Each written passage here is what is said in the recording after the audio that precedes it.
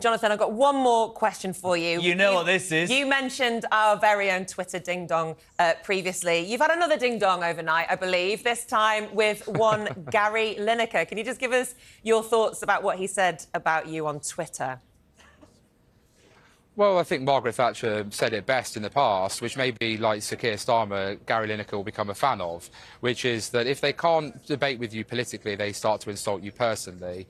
I do actually think there's a potential breach here of the social media guidelines that Gary Lineker has signed up to, which says that an individual politician should not be insulted personally, and sadly Gary Lineker decided to do that. So I have written to Tim Davie, the Director General of the BBC, to look into this, and as I say, well, I'll wait back for his feedback. But it's just very sad that these so-called celebrities, the wokerati, the elites of this country, seem to think they understand how to govern the country. If Gary Lineker is so confident he could do such a great job, why not stand and run for Parliament? He's very welcome to run against me in Stoke-on-Trent North. Kids go Talking of that, and we love you on this show, mate. You come on, you make your points. Is it true that all you want for Christmas is Nicola Thorpe to come to your constituency during the general election and campaign alongside me for you? Is that what you want?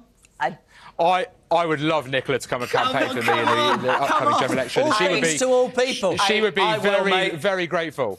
I think that might breach my own impartiality guidelines. We're only joking. But listen, thank you so much for play for coming straight out of that meeting and coming on Talk Today. Thank you, JG. Appreciate it. Aubrey, you've been listening to that. Response? Well, I hopefully can provide a little bit more light about what happened there. I've heard from people who've been in, and it sounds as though they are in the sort of space where they're now going to go away and have a think, which is good because Rishi Sunak has sort of managed to keep the glimmer of hope that these MPs might stay on side alive. I'm told it was a very, very frank discussion. No punches were sort of pulled, and there will still be ultimately some people who probably end up voting against the government tonight. 28's the number, right? Yes. So the government has a majority of 56 in Parliament, so you need half of that plus one, so 29, in order for the government to be defeated. So it's gone from 80 to 56, the majority. Exactly, yes, because it's been sort of whittled down, if you like, by a series of by-elections, people defecting or becoming independents, that sort of thing. So you either need 29 to vote against or 57, so 56, half of 56 plus one, to abstain in order for the government to face defeat tonight. All right. Thoughts? Do you think the government... I mean, it's interesting, isn't it, Nick? Some people today have said he'll get it by, but it'll just be promises on amendments, which will mean it'll be so watered down it's pointless. Others are saying he could actually get a bloody nose. What are your thoughts, Aubrey? It's very hard. Rishi Sunak is obviously trying to buy time, and this government is, to a certain extent, having to live day to day and week to week. So the Prime Minister will, I'm sure, have tried to sort of make as many positive messages as possible that there might be possibilities to try and amend this later down the line. But it's hard to see how Number 10 can make any kind of concrete arguments about toughening up the bill when you have 106 members of the One Nation caucus ready to vote against it last night, they told me, if the bill is changed in any way. So Rishi Sunak is sort of in that 2016-2019 Brexit war conundrum, like Theresa May was, where he's being pulled by both sides of his party. As soon as he relents to one side, the other one will give out. I thought it was quite interesting what Jonathan said there, and I'm usually a critic of his. No, I'm always a critic of his. However, there was one thing that he did say, which is that he's going to go away and consult some lawyers. There we have a politician holding their hands up saying, I'm not a lawyer. I don't understand the full ins and outs. So it was very honest of him. Do you think that there's something that Priti Patel, Suella Braverman should have done a lot further down the line, a lot earlier on in this process, to actually seek that legal counsel to go, there is a very small chance that this would even work if it got through the courts? So the MPs do say that they've been sort of receiving legal advice. Again, I spent yesterday basically camped outside committee rooms. And the first one of the day was the European Research Group's Star Chamber, where effectively the results of their legal advice were being presented to groups like Jonathan, the New Conservatives. Now, obviously, legal advice differs. All the lawyers do not take the same approach to whether or not this bill goes too far or doesn't go too far.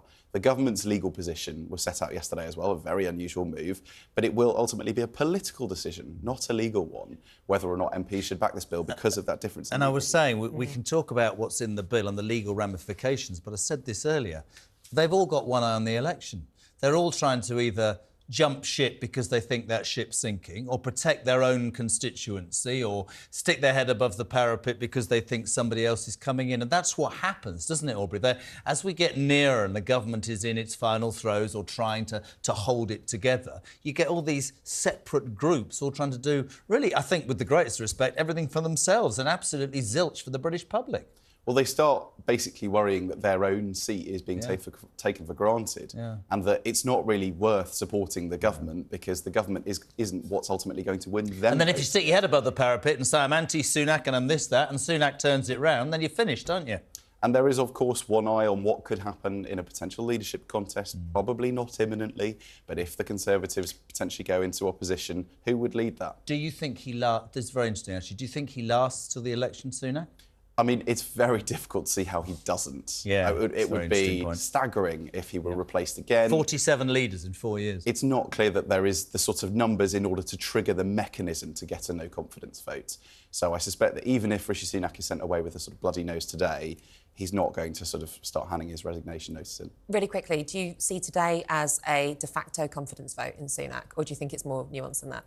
It largely is, yes. I mean, we won't see, again, the Prime Minister decide overnight to sort of resign if he potentially loses the first, second reading vote since 1986. But this will seriously undermine his confidence and it'll be very hard to repair. I wonder what odds you could have got at the bookies for this, what I'm going to say to you.